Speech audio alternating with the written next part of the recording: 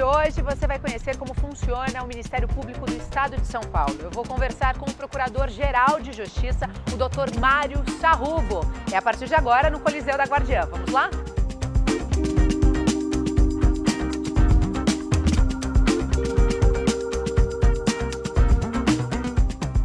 Tudo bem, doutor? Tudo bem, Gabi? Como vai? Tudo bem? Grande prazer. Obrigada por ter nos recebido aqui na sede, do Ministério Público, na Procuradoria. Doutor, eu já começo te perguntando como é que foi esse período de pandemia? O prédio aqui ficou fechado?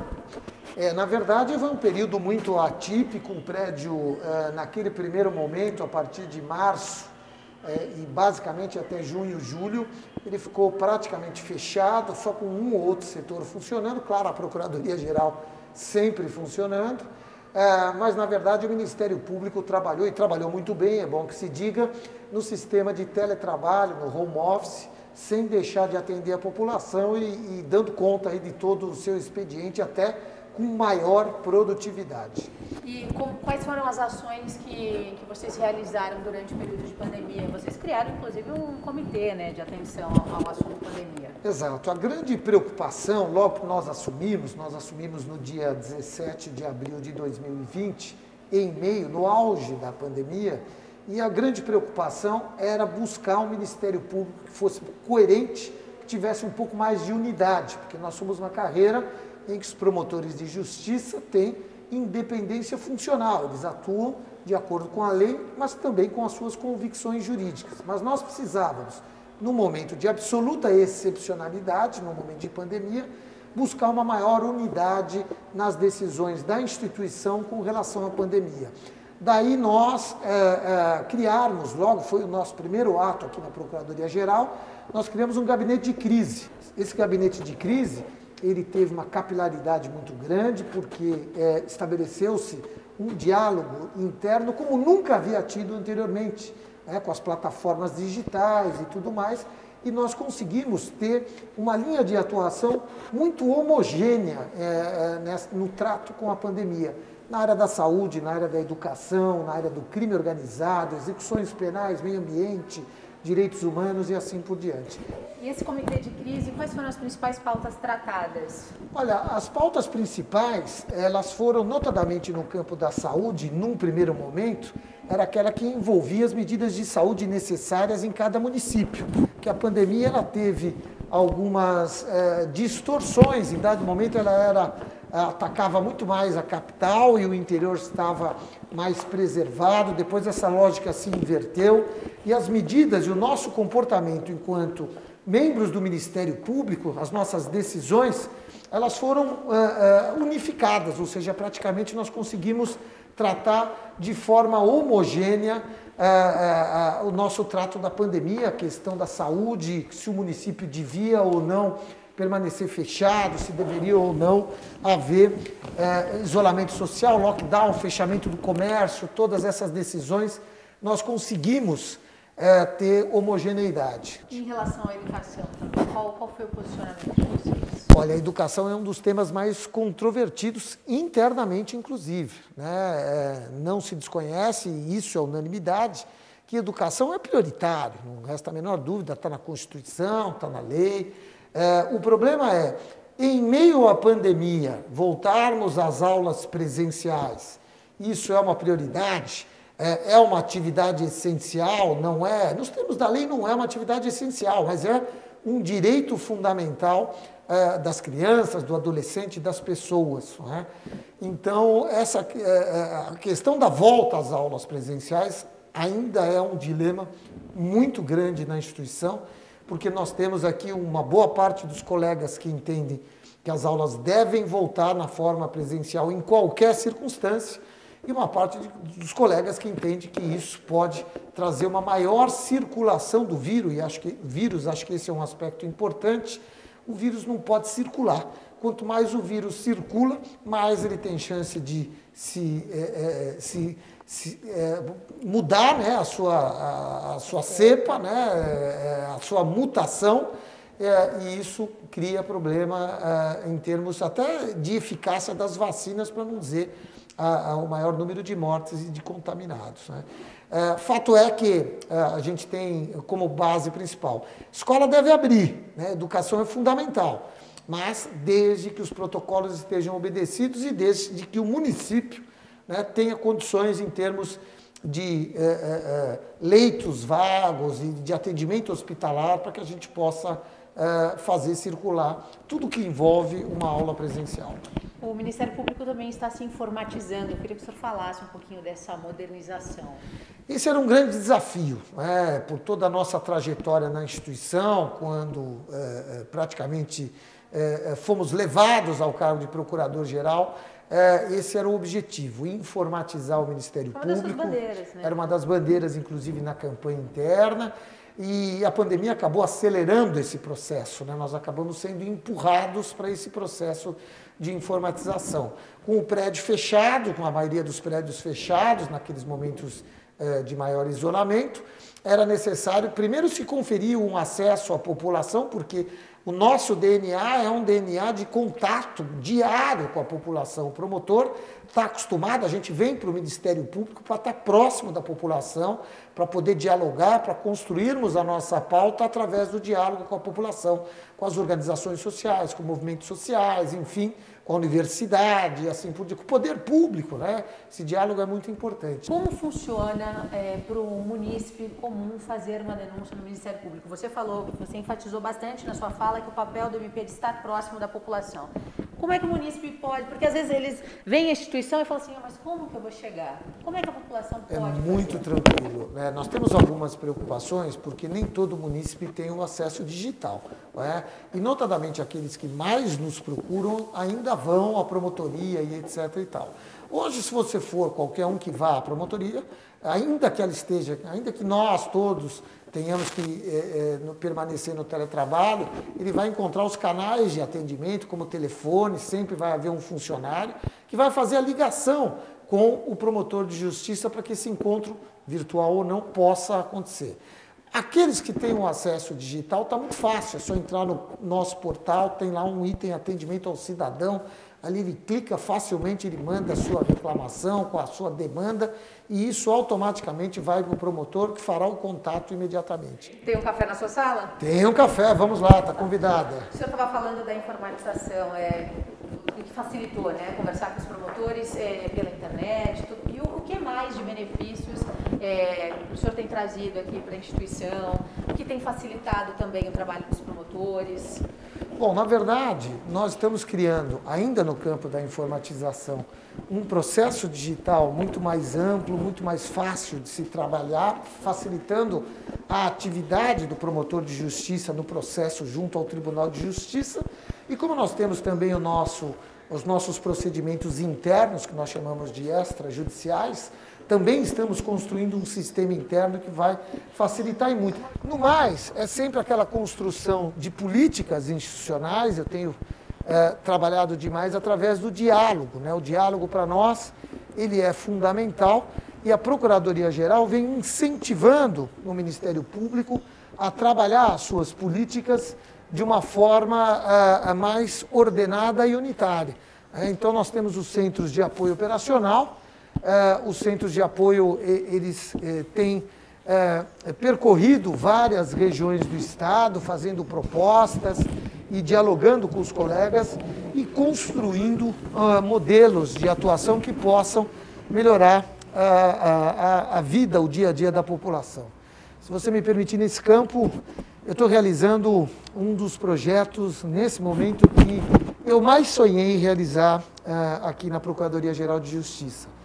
Nós construímos, a equipe do gabinete, com a ajuda de vários colegas, um projeto chamado Projeto Estratégico MP Social. O que é isso? Na verdade, nós identificamos regiões do Estado com maior vulnerabilidade, o IDH mais baixo, onde estão as maiores dificuldades. Já tem isso identificado? Já, e a partir daí nós construímos um projeto de Ministério Público, porque, veja, eu costumo dizer o seguinte, não adianta uma operação do GAECO derrubar o tráfico numa determinada região, porque a gente prende o traficante, apreende a droga, mas logo entra outro traficante e a população continua à mercê do crime. Então, nós queremos entrar na região, não só com o GAECO, nós queremos entrar na região com a Promotoria de Direitos Humanos, trabalhando saúde, trabalhando educação, trabalhando cidadania, trabalhando habitação, enfim, trabalhando todos os direitos sociais. Esse projeto começou no Vale do Ribeira. Então, nós identificamos que o Vale do Ribeira era um dos locais, uma das regiões do estado de São Paulo com maiores, com IDH mais deficitário, vamos dizer assim. Qual cidade vocês escolheram para Todo o Vale do Ribeira, todos os colegas do Vale do Ribeira, de Registro, Amiracatu, Cananéia, etc. e tal. Nós fizemos as propostas para os colegas aderiram e a partir daí iniciou-se um diálogo com a população para construir a nossa pauta. O que era mais necessário? E o mais interessante, eu participei de uma reunião em que nós dialogamos com quilombolas, que apresentaram as suas reivindicações ao Ministério Público. A partir daí, construímos um plano de atuação que agora a gente começa a executar. Saímos do Vale do Ribeira, estamos agora na região, na regional de Sorocaba, mas não em Sorocaba. Sorocaba mais profundo ali, Itapeva, Capão Bonito e etc. e tal. Estamos na fase, amanhã é a reunião, começa o diálogo com a população, as escutas e assim por diante. Como funciona esse diálogo com a população? Como é que vocês se aproximam? Como é que funciona a abordagem com a população? A população é convidada de várias maneiras, vamos dizer assim, por anúncios na internet, mas também fisicamente, né, os nossos agentes procuram, a gente procura a universidade, as organizações sociais, o poder executivo, o legislativo, e a partir daí a gente faz uma grande reunião, pode-se dizer, uma audiência pública, em que são ouvidas as partes, as pessoas vão trazendo os seus pleitos e presentes o Ministério Público nas suas mais variadas vertentes. Educação, saúde, meio ambiente, habitação, área criminal, né? Essas escutas acontecem em várias oportunidades, infelizmente ainda virtual, mas nós falamos com os quilombolas virtualmente. Virtualmente? Virtualmente. E tudo isso é muito interessante, porque permite que a gente construa uma pauta de atuação interna que atinja diretamente a população e que possa efetivamente trazer a tão desejada transformação social. Qual foi a principal pauta que vocês já conseguiram identificar nessas cidades que vocês já realizaram esses pleitos? Olha, tem de tudo, né? Desde o déficit educacional, né? Deficiência no sistema educacional, falta de vagas e assim por diante, até a questão da habitação, meio ambiente, né? É interessante o diálogo com o pequeno produtor, que precisa de uma certa flexibilidade no sentido de entender qual a razão pela qual ele está lá, ele precisa ser informado do que ele pode ou não pode fazer, muitas vezes ele faz algo sem a devida informação, ou seja, falta o diálogo para que ele possa saber, olha, isso aqui você não pode, aqui você não pode desmatar, a partir daqui você pode, tem um limite, né? E com isso a gente está criando a possibilidade de transformar a vida dessas pessoas, né? Porque o Ministério Público vai atuar e muitas vezes junto com o poder público. Em algumas cidades o poder público participou, né? A prefeitura, o próprio legislativo municipal, e aí podem sair, veja, quando todos convergem para o mesmo objetivo, a vida da população vai mudar. Por isso que a gente diz, o Ministério Público, e esse o mote dessa gestão é a busca de um Ministério Público com mais estratégia e maior resolutividade, ou seja, nós queremos resultados mais rápidos, por isso nós precisamos agir de forma mais estratégica. O senhor falou sobre o apoio do Legislativo e de tudo. O MP tem conseguido se aproximar das câmaras municipais? Sim, temos. Esse diálogo é importante, né? Afinal de contas, todos trabalham pelo interesse público, não é? E temos nos pautado pelo diálogo, né? Muitas vezes, aqui é muito comum recebermos representantes dos legislativos municipais ou executivos municipais para que a gente possa construir soluções, né? Falar um pouquinho agora sobre os GAECos, né? Acho que é uma pauta todo mundo se interessa, eu gosto né? muito. As pessoas querem saber como funciona. Quando fala o nome GAECO, fala, meu Deus. Como é que tem funcionado os GAECOs? Como é que tem sido realizadas as operações? Ela está sob a guarda aqui da Procuradoria-Geral? Olha, na verdade, o GAECO tem o seu coordenador, que é o Amauri, né, está na sub de políticas de relações institucionais, mas eu como sou, eles mesmos dizem, né, eu sou gaequeiro, eu estou no grupo do GAECO até hoje, mesmo como procurador-geral, porque na época de sub eu já era, o GAECO estava no meu guarda-chuva, eu continuei participando. O GAECO é uma experiência muito positiva da instituição e nós conseguimos, desde a época em que assumimos a subprocuradoria, motivar e trazer uma estrutura que permitisse ao GAECO um desempenho maior, sempre nessa linha da estratégia e da maior resolutividade. Quando chegou a pandemia, essa foi uma preocupação, o GAECO exige que se vá à rua, exige operação, etc. e tal. E o que saltou aos olhos foi que o número de operações praticamente foi o mesmo, talvez um pouco menor no ano de 2020, mas o número de prisões e de ações ajuizadas foi muito maior, foi cerca de 30% maior que do ano anterior, 2019. Por conta da Covid? Olha, veja, nós ajuizamos mais ações, prendemos mais e tivemos um número um pouco menor de operações. Mas, na verdade, nós conseguimos, com maior estratégia, um resultado melhor, mesmo na pandemia, ou seja, mesmo naqueles primeiros meses em que estávamos todos trancados e pensando como iríamos agir, a coisa acabou se desenrolando. Acho que a pandemia trouxe mais motivo para a gente trabalhar, né? Algumas ações relacionadas aí a gastos com saúde, como, por exemplo, no próprio ABC houve alguma coisa nesse sentido, e isso acabou, o GAECO acabou cumprindo e muito bem, com galhardia, a sua missão em 2020. Em 2021 já estamos muito acima de 2020, né? Estamos ainda no mês de...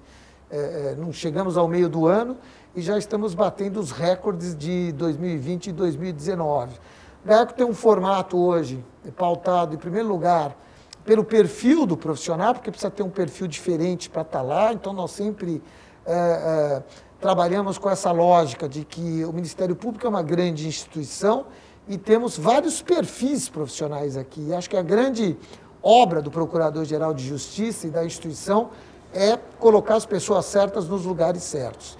E a turma que está no GAECO hoje, a maioria escolhida pelo seu perfil, daí os resultados absolutamente satisfatórios, né? Em números de prisões, operações e mesmo ações penais ajuizadas. Sempre trabalhando em conjunto também com as forças policiais. Né? Sem dúvida, essa interlocução com a Secretaria de Segurança Pública é muito positiva, ações com a Polícia Militar, Polícia Civil, sempre com muito respeito, sempre com muito diálogo, isso tem sido um sucesso, não é? E o GAECO hoje trabalha com as duas instituições de polícia, com a PM e com a Polícia Civil, com muita tranquilidade, e os resultados estão aí para a população ver. E por fim, doutor, eu queria que você falasse um pouquinho de qual a sua missão mesmo à frente aqui da Procuradoria-Geral. O senhor já completou um ano, né, aqui à frente da instituição. O que o senhor ainda pretende realizar?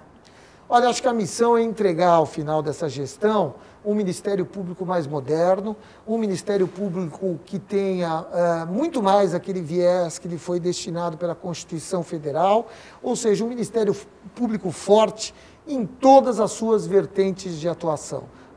O Ministério Público, muitas vezes, quando se fala em Ministério Público, pensa-se no Ministério Público Criminal, na condenação, no júri, etc. e tal. Essa, de fato, é uma das nossas principais atuações, mas nós temos um trabalho muito importante a fazer também na área da cidadania.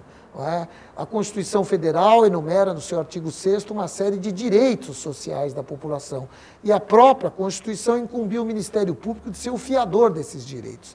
Então nós temos uma grande responsabilidade na área da saúde e da educação. Aliás, num debate outro dia com outros procuradores gerais, um determinado procurador-geral disse, nós não devemos nos meter na pandemia. Eu prontamente disse o contrário, falei, devemos sim, porque pandemia é saúde, e saúde é direito social, e nós somos os fiadores dos direitos sociais. Então eu quero um Ministério Público forte, um Ministério Público que esteja cada vez mais próximo da sociedade, um Ministério Público que dialogue muito com a sociedade e construa a sua pauta através desse diálogo, porque não é possível que eu construa a pauta da instituição neste gabinete e a população não sabe o que nós estamos pensando. É o contrário. Nós precisamos descobrir o que a população mais precisa e esse deve ser o nosso mote, o nosso objetivo imediato. O que eu quero? Um Ministério Público com mais estratégia e maior resolutividade. Obrigada. Foi um prazer.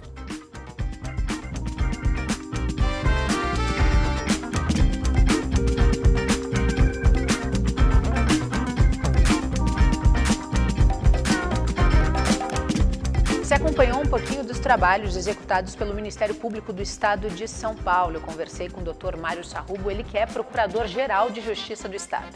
Para você que deseja rever essas e outras notícias, acompanhe a nossa programação 24 horas por dia, 7 dias por semana, na guardiandanoticia.com. É muito fácil. Para você ouvir a nossa rádio, acesse o nosso site, que está bem aí na telinha do seu celular.